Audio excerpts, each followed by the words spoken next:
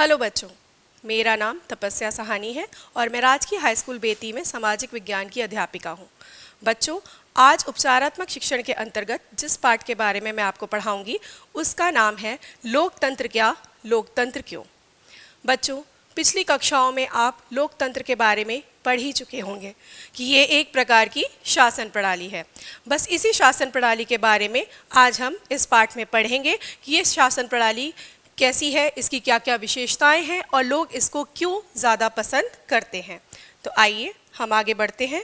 अगर हम लोकतंत्र की सरल परिभाषा दें तो लोकतंत्र शासन का ऐसा रूप है जिसमें शासकों का चुनाव लोगों द्वारा किया जाता है। यानी लोकतंत्र एक ऐसी शासन व्यवस्था है जिसमें जनता अपने प्रतिनिधियों को चुनती है और यही प्रतिनिधि देश की सरकार बनाते हैं। इस परिभाषा से हमें लोकतांत्रिक सरकार और गैर लोकतांत्रिक सरकार में अंतर स्पष्ट हो जाता है। हमें ये पता चल जाता है कि जहाँ पर जनता अपने प्रतिनिधियों का चुनाव नहीं करती है, जो सरकार बनाते हैं, वहाँ पर गैर लोकतांत्रिक शासन व्यवस्था है। उदाहरण के लिए हम देखेंगे कि म्यांमार का सैनिक शासन। म्यांमार एक ऐसा देश है जहाँ पर शासन व्यवस्था सेना के उच्च अधिकारियों द्वारा देखी जाती है। तो यहाँ पर सेना के उच्च अधिकारियों का चुनाव जनता द्वारा नहीं किया गया है। तो म्यांमार में किस प्रकार की शासन व्यवस्था हुई? गैर लोकतांत्रिक।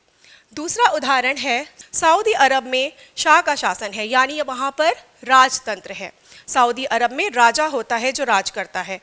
उस राजा का चुनाव जनता ने नहीं किया होता, वो सिर्फ इस वजह से राजा होता है क्योंकि उसने एक राज परिवार में जन्म लिया होता है।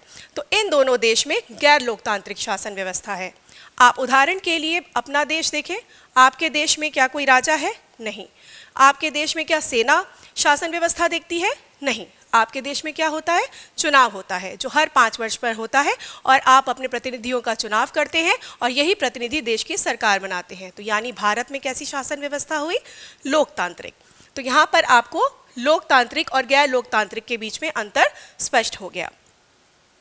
लेकिन खाली चुनाव करा लेने से कोई भी देश पूर्ण रूप से लोकतांत्रिक नहीं हो जाता। लोकतंत्र को अगर सही मायने में स्थापित करना है देश में तो उसमें ये प्रमुख विशेषताएं होनी चाहिए जिनके बारे में अब हम पढ़ेंगे। पहला है प्रमुख फैसले निर्वाचित नेताओं के हाथ। यानी जिन नेताओं का चुनाव जनता ने किया है, जिन प्रतिनिधियों का चुनाव जनता ने किया है, क्या वही प्रतिनिधि देश के प्रमुख फैसले ले रहे हैं? अगर वो प्रमुख फैसले ले रहे हैं तब तो देश में असली लोकतंत्र है। अगर ऐसा नहीं है, अगर चुनाव होने के बावजूद भी प्रतिनिधियों के हाथ में प्रमुख फैसले लेने का अधिकार नहीं है, उनको सेना के उच्च अधिकारियों से पूछना पड़ता है या किसी राजा से पूछना पड़ता है, तो वो देश जो है वो लोकतांत्रिक नहीं कहलाएगा।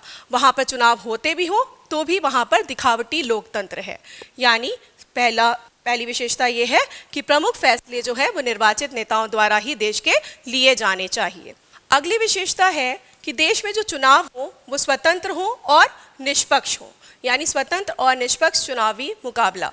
स्वतंत्र से मतलब ये है कि देश में जब चुनाव हो तो जनता के सामने इतनी राजनीतिक पार्टियों को खड़ा किया जाए कि जनता चाहे तो वो मौजूदा सरकार को बदल सके। अगर ऐसा हुआ कि मान लीजिए एक ही पार्टी जो है वो चुनाव लड़ रही है, तो अगर आप वोट डालने जाते भी हो, आपके घर वाले वोट डालने जाते भी हैं, तो उनके सामने मान लीजिए 6 उम्मीदवार उनको दिखे और 6 के 6 उम्मीदवार जो हैं वो किसी एक ही पार्टी के हैं, तो वो किसी भी उम्मीदवार को वोट देंगे तो वोट जो है वो उसी पार्टी को जाएगा। तो इस तरीके की व्यवस्था अगर है तो देश में लोकतंत्र नहीं है। यानी अगर चुनाव हो रहे हैं देश में तो उनको स्वतंत्र होना ज़रूरी है। निष्पक्ष चुनाव। निष्पक्ष चुनाव से मतलब ये है कि मान लीजिए जनता के सामने विकल्प तो प्रस्तुत कर दिए गए, ठीक है, लेकिन अब मान लीजिए जनता को पता ही नहीं है बाकी पार्टियों के बारे में, मीडिया सिर्फ एक ही पार्टी के गुण गा रही है, मीडिया सिर्फ एक ही पार्टी के बारे में जनता को बता रही है, तो लोगों को जब पता ही नहीं होगा दूसरी पार्टी के बारे में तो उनको कैसे पता चलेगा कि उनके लिए क्या सही है और क्या गलत। तो ऐसे में वो गलत निर्णय भी ले सकते हैं। तो देश में निष्पक्ष चुनाव होने चाहिए। इसको मैं इस तरीके से समझाऊंगी कि मार्केट में कई प्रकार की कोल्ड ड्रिंक्स होती हैं, लेकिन आप मार्केट में किस कोल्ड ड्रिंक को खरीदने जाते हैं? जिसके बारे में आपने ऐड में देखा होता है। तो निष्पक्ष चुनावी मुकाबला देश में होना चाहिए। तो ये आपका दूसरा हो गया। तीसरी विशेषता होती है कि देश में एक व्यक्ति एक वोट एक मोल की व्यवस्था होनी चाहिए। यानी जब चुनाव हो तो देश में सार्वभौमिक वयस्क मत अधिकार की व्यवस्था होनी चाहिए।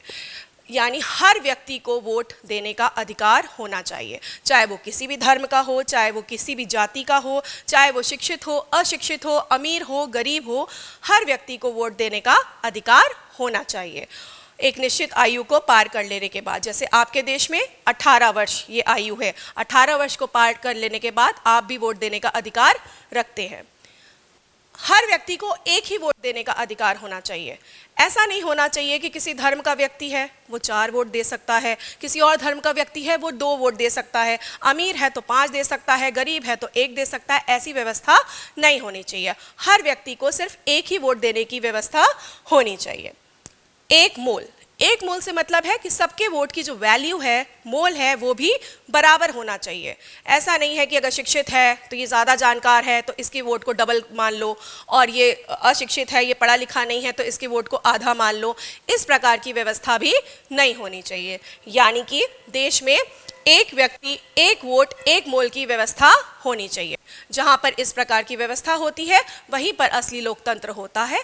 अगर ऐसी व्यवस्था नहीं है तो लोकतंत्र नहीं है। जैसे सऊदी अरब में 2015 से पहले औरतों को मत देने का अधिकार ही नहीं था। तो अब आप बताइए कि देश के एक इतने बड़े समूह को वोट देने का अधिकार ही नहीं है तो क्या उस देश को हम लोकतांत्रिक मानेंगे? नहीं।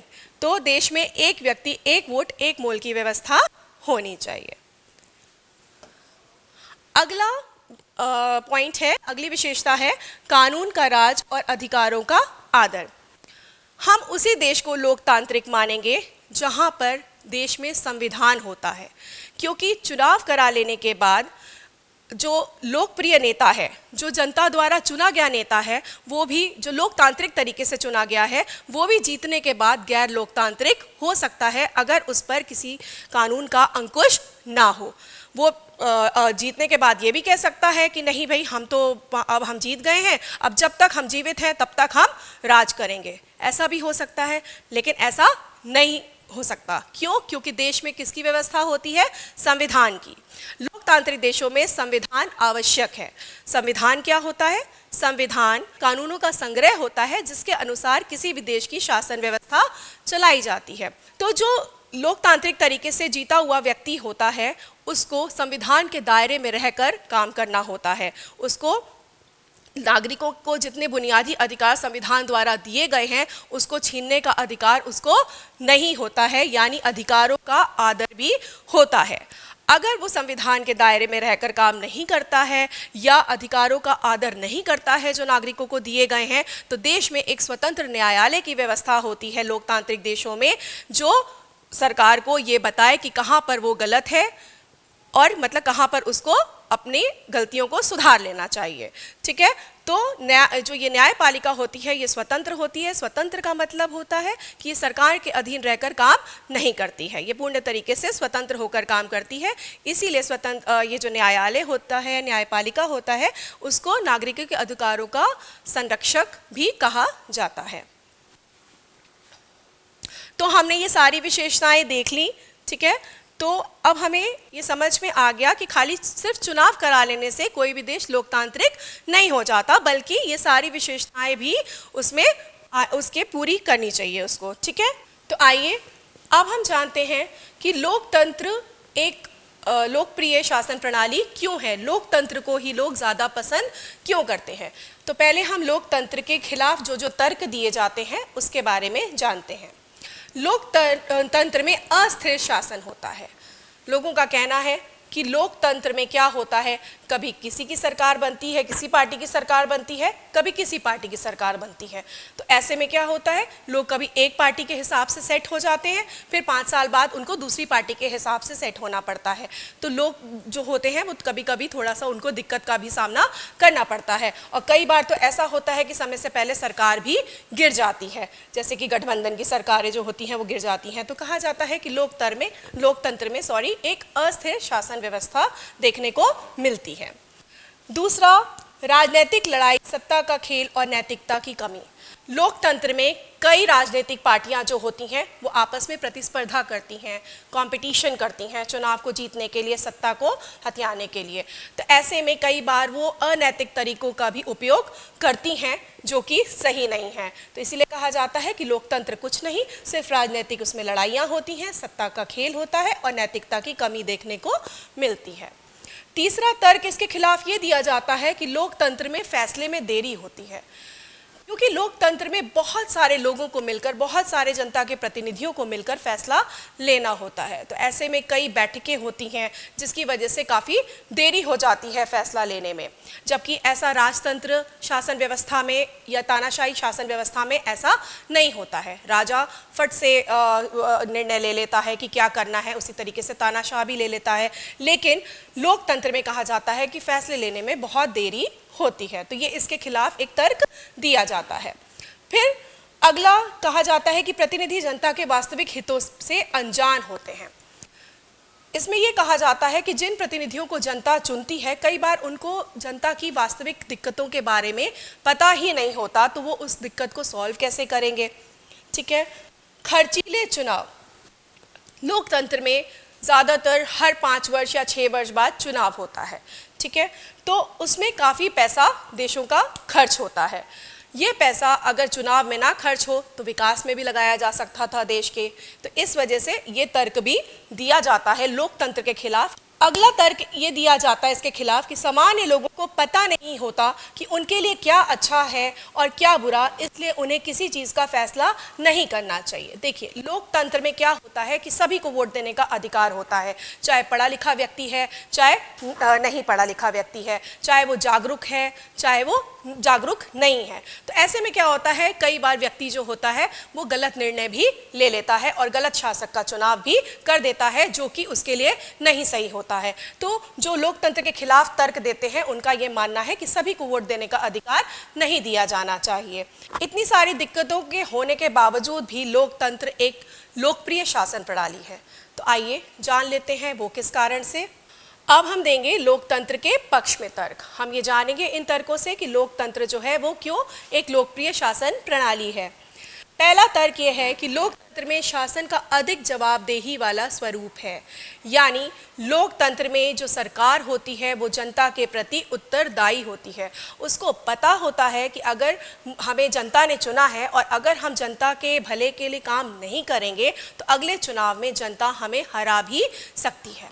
उदाहरण देना चाहूँगी, 1958 से 1961 के बीच चीन में भीषण अकाल पड़ा था।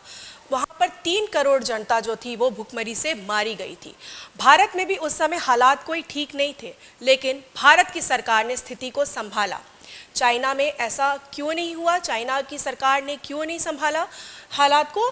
क्योंकि चाइना की सरकार कैसी है? गैर लोकतांत्रिक। उनको फ़र्क ही नहीं पड़ता कि जनता अगर नाराज़ भी हो जाती है तो भी कोई दिक्कत वाली बात नहीं है, जीतना तो हम ही ने है, हम ही ने सरकार बनानी है। लेकिन भारत की सरकार एक लोकतांत्रिक सरकार है। उसे पता था कि अगर हमने मुसीबत में जनता का साथ नहीं दिया तो अगले चुनाव में हमें जनता को जवाब देना पड़ेगा और जनता हमें हरा भी सकती है और हमारी कुर्सी जा भी सकती है। तो लोकतांत्रिक देश जो होते हैं वो जनता के प्रति क्या होते हैं? उत्तरदायी होते हैं। दूसरा, लोकतंत्र में बेहतर निर्णय की संभावना होती है। अभी हमने जब लोकतंत्र के विपक्ष में तर्क दिया था, उसके खिलाफ तर्क दिया था, तो हमने ये जाना था कि लोकतंत्र में फैसला लेने में बहुत देरी होती है, क्योंकि इसमें बहुत सारे लोगों को मिलकर फैसला लेना होता है। लेकिन इसको अगर इस तरीके से देखें कि जब बहुत सारे लोगों को मिलकर फैसला लेना होता है तो ऐसे में बहुत सारी बैठकें होती हैं, बहुत सारी चर्चाएं होती हैं, हर समूह के बारे में, उसके अच्छे भले बुरे सबके बारे में बात होती है, चर्चा होती है, तब जाके कोई निर्णय लिया जाता है। तो ऐसे में गलत निर्णय लेने का जो गुंजाइश होती है वो बहुत कम होती है। तो लोकतंत्र में जो भी निर्णय होते हैं उनके बेहतर होने के चांसेस ज़्यादा होते हैं। लोकतंत्र मतभेदों और टकरावों को संभालने का तरीका उपलब्ध कराता है, यानी देखिए, किसी भी समाज में कई प्रकार के लोग रहते हैं, कई तरीके से लोग बटे हुए हैं, कई समूह के लोग, जैसे धार्मिक समूह हो गया, जातीय समूह हो गया, ठीक है।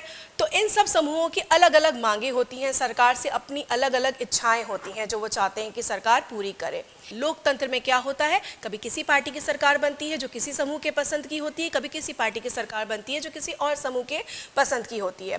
तो हर समूह जो है वो शांति से अपनी बारी आने का इंतजार करता है और अपना विरोध नहीं दर्शाता। देखिए, गैर लोकतांत्रिक देश में क्या होगा, जिसका दबदबा रहेगा उसका सत्ता पर कंट्रोल रहेगा, और जो दबा हुआ वर्ग है वो चुपचाप तो बैठेगा नहीं, वो कभी ना कभी अपना विरोध दर्शाएगा, और ऐसे में देश की शासन व्यवस्था जो है वो क्या होगी, देश की जो शांति व्यवस्था जो है वो चरमराएगी।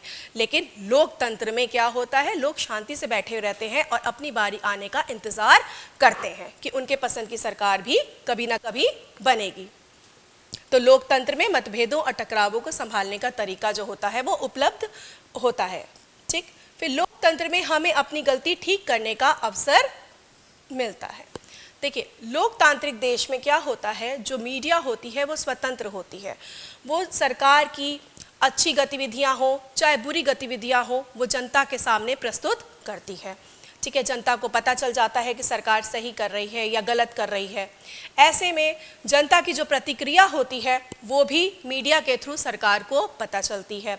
सरकार को पता चल जाता है कि हमारे किसी निर्णय से अगर लोग जो है वो नाराज़ हो रहे हैं तो अगर वो चाहे तो वो उस फैसले को बदल सकती है।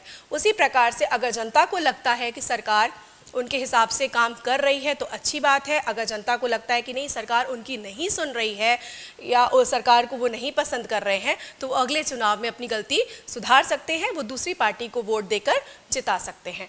तो लोकतंत्र में हमें अपनी गलती ठीक करने का अवसर मिलता है, यानी शासक को भी, चाहे तो शासक अपना फैसला बदल दे, चाहे तो जनता जो है वो अपना राजनीतिक दल भी जिसको उसने जिताया है अपनी चॉइस भी बदल सकती है।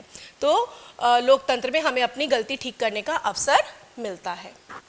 आइए अब हम लोकतंत्र के बेहतर अर्थ के बारे में जान लेते हैं। आज का जो लोकतंत्र हम देखते हैं वो अप्रत्यक्ष लोकतंत्र है। अप्रत्यक्ष लोकतंत्र में जनता क्या करती है, जनता अपने प्रतिनिधियों को चुन लेती है एक निश्चित अवधि के लिए और वही जनता की तरफ से देश के प्रमुख फैसले लेते हैं, देश की सरकार बनाते हैं और सारा शासन का काम करते हैं। अब आइए हम देखते हैं कि लोकतंत्र का प्रयोग सरकार से अलग संगठनों में भी किया जाता है। जैसे कि हम परिवार में, हम किसी परिवार को लोकतांत्रिक परिवार तब कहते हैं जब परिवार के किसी भी काम में हर सदस्य की राय अहमियत रखती है। अगर परिवार को कोई महत्वपूर्ण काम करना है, उस परिवार में कोई फंक्शन होना है तो हर एक सदस्य की राय जब ली जाती है तो ऐसे परिवार को लोकतांत्रिक परिवार कहा जाता है। ऐसे परिवार को लोकतांत्रिक नहीं कहा जाता जहाँ पर सिर्फ घर का बड़ा जो है, जैसे कोई बुजुर्ग हो, दादाजी हो या पापा हो, खाली वही फैसला ले रहे हैं, बाकी लोगों की राय कोई अहमियत नहीं रखती, तो ऐसे परिवार को हम लोकतांत्रिक परिवार नहीं कहते। क्लास में भी अगर हम देखें, कक्षा में भी अगर हम देखें तो हम ऐसी क्लास को लोकतांत्रिक कहेंगे जहाँ पर टीचर बच्चों को भी बोलने का मौका दे, प्रश्न पूछने का मौका दे, जहाँ पर टू वे इंटरेक्शन होता है, बच्चे भी अपनी बात रख सकते हैं, पूछ सकते हैं टीचर से और टीचर उनके दिक्कतों को सॉल्व करती है। ऐसी क्लास को हम लोकतांत्रिक क्लास या लोकतांत्रिक कक्षा कहेंगे। राजनीतिक दल भी तभी लोकतांत्रिक कहलाते हैं जब उसमें सारे सदस्यों के, दल के जितने भी सदस्य हैं उनकी जो राय है वो अहमियत रखती है। ऐसा फैसला लोकतांत्रिक फैसला कहलाता है जो उन सभी लोगों की राय से लिया गया हो जो उससे प्रभावित होने वाले हैं, ठीक है। तो हमने इस पाठ को एक बार बहुत अच्छे से रिवाइज कर लिया, इसमें हमने लोकतंत्र के बारे में पढ़ लिया। अब हम आइए गतिविधियां करते हैं। पहली गतिविधि है अध्यापक कक्षा में मॉनिटर का चुनाव कराकर लोकतंत्र और गैर लोकतंत्र के अंतरों पर चर्चा करें। अब बच्चों आपको क्या करना है, आपको अपनी क्लास में कुछ बच्चों को चुनाव के लिए खड़ा करना है, मॉनिटर के चुनाव के लिए।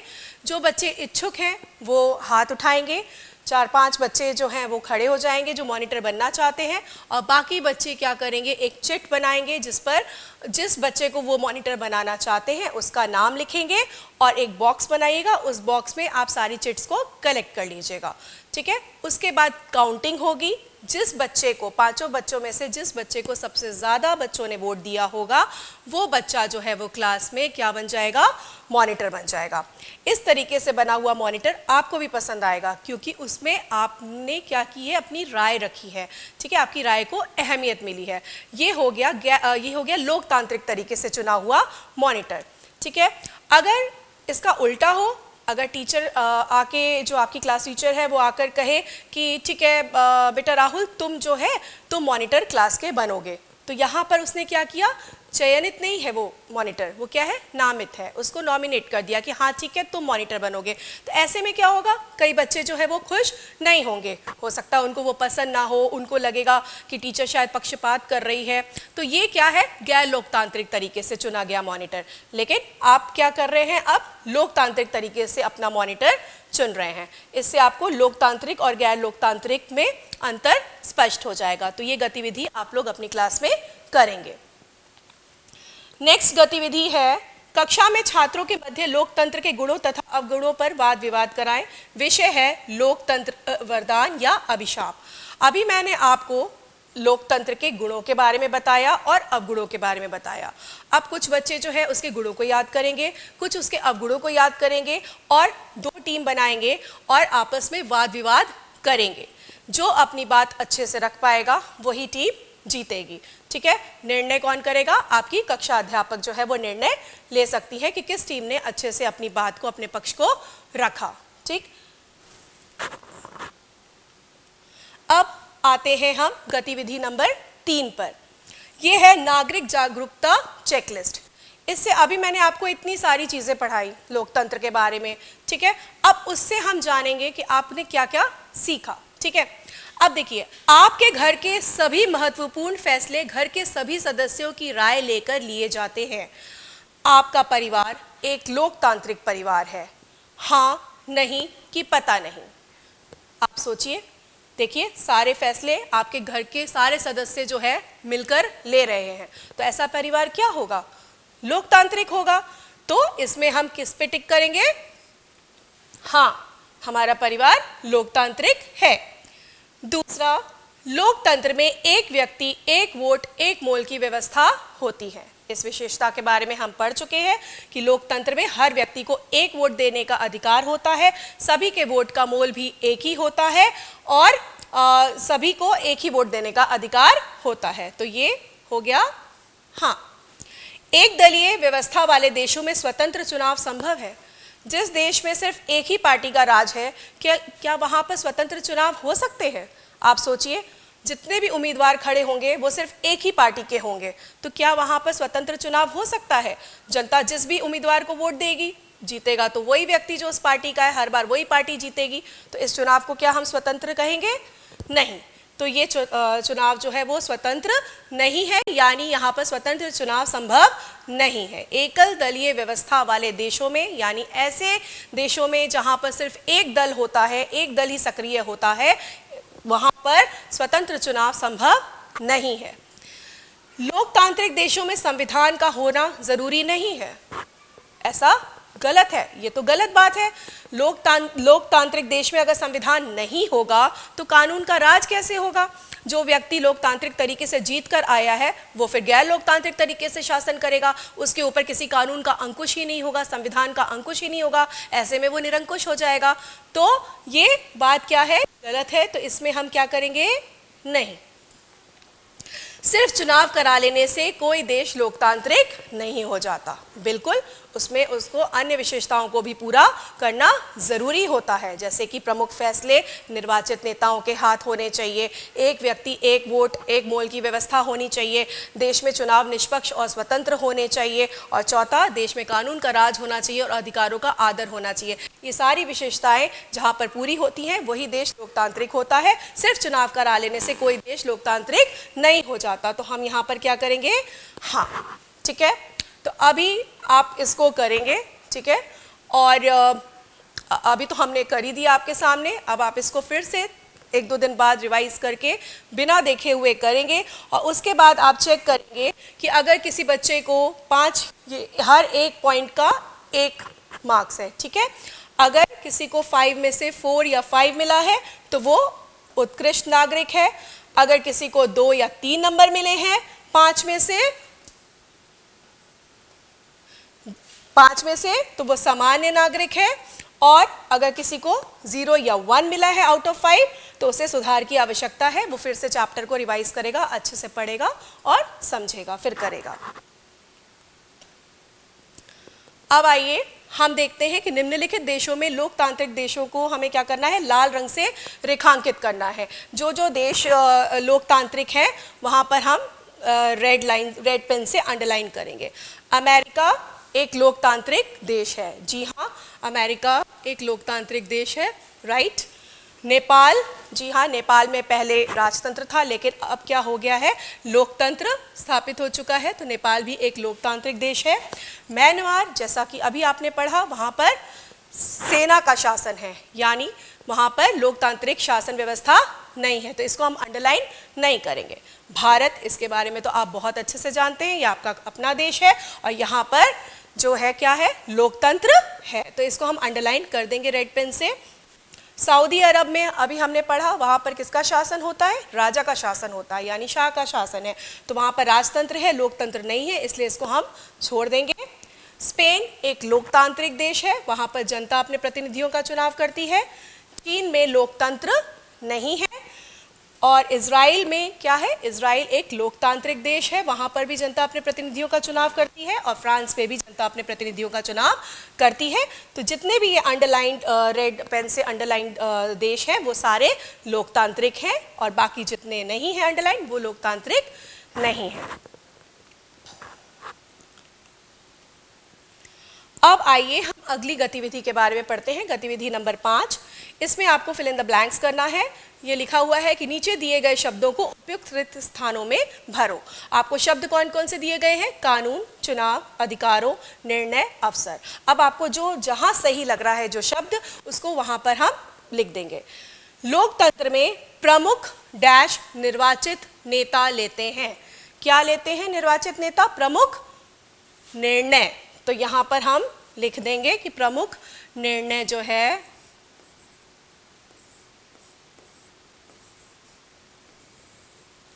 निर्वाचित नेता लेते हैं।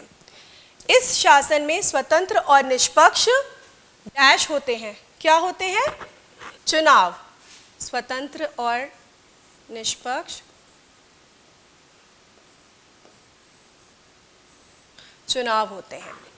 इसमें हमें अपनी गलती सुधारने का क्या प्राप्त होता है, अवसर, मौका मिलता है हमें अपनी गलती सुधारने का, जो हमें अन्य किसी शासन प्रणाली में प्राप्त नहीं होता।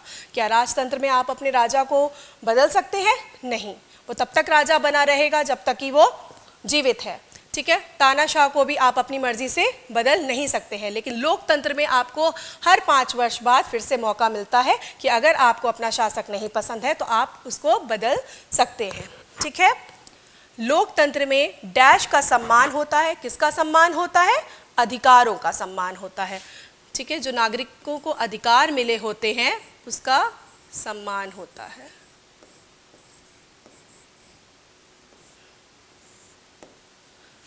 ठीक है। तथा डैश का राज होता है। किसका राज होता है, कानून का राज होता है।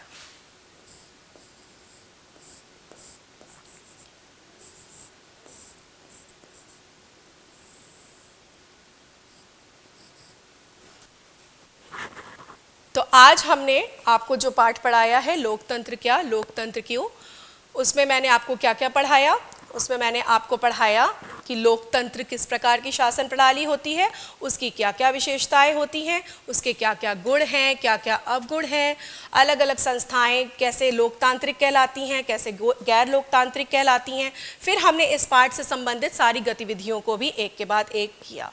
अब मैं आशा करती हूँ कि इस पाठ को आप अच्छे से पढ़ेंगे और इससे संबंधित प्रश्न जो हैं वो आप अच्छे से सॉल्व करेंगे। Thank you.